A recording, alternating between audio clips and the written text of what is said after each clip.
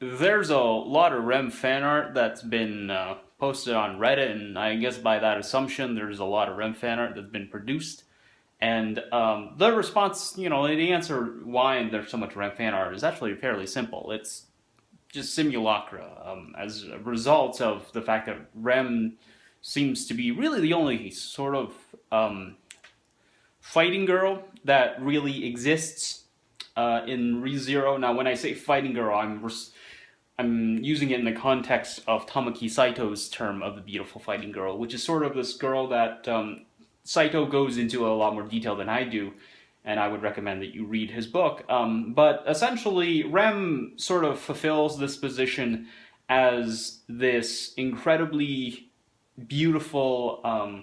She fulfills this position as this incredibly beautiful, powerful, generally outwardly self-assured person who socially is adept and capable, but for the main character, for the viewer, for us, we get to see a different side of her.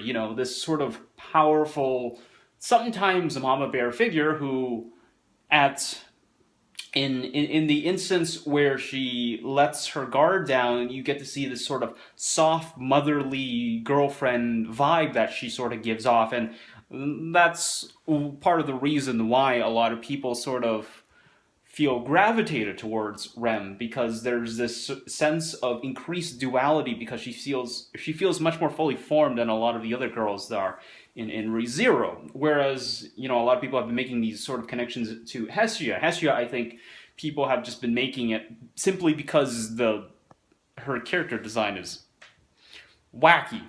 But whereas Rem firmly fits within the character design and the totality of the design of the show fairly well. I mean, she doesn't really stand out in terms of character design from a lot of the other characters. So I really think the psychology of the people responding to Rem is more useful in understanding why there's so much Rem fan art.